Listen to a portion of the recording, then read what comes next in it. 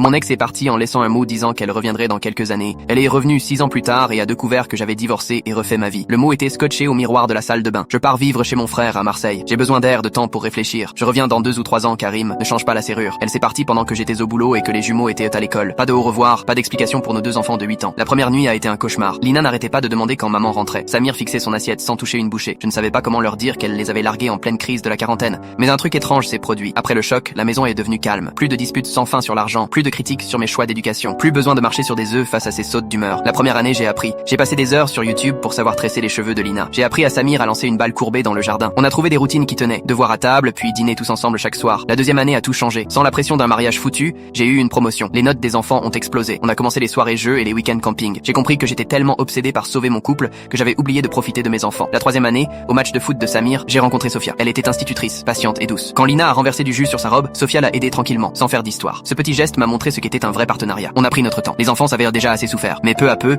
Sophia est devenue une partie de notre quotidien. Elle aidait aux devoirs, apprenait à Lina à faire des gâteaux, jamais pour remplacer leur mère, juste pour ajouter de l'amour. La quatrième année, elle a emménagé. Les enfants l'adoraient tellement qu'ils ont commencé à l'appeler Maman Bonus. Elle allait à tous les événements scolaires, préparait les déjeuners avec des petits mots d'encouragement, les bordait le soir. La cinquième année a été magique. On s'est mariés dans notre jardin. Lina et Samir ont tenu à l'accompagner à l'hôtel. Dans leur discours, ils l'ont remercié d'avoir rendu papa heureux et d'être la maman qui restait. Tout le monde pleurait. La sixième année, tout avait changé. On avait acheté une maison plus grande avec un vrai jardin. Lina avait les félicitations. Samir était capitaine de son équipe. Sophia avait adopté légalement les enfants après que le tribunal ait confirmé l'abandon de leur mère.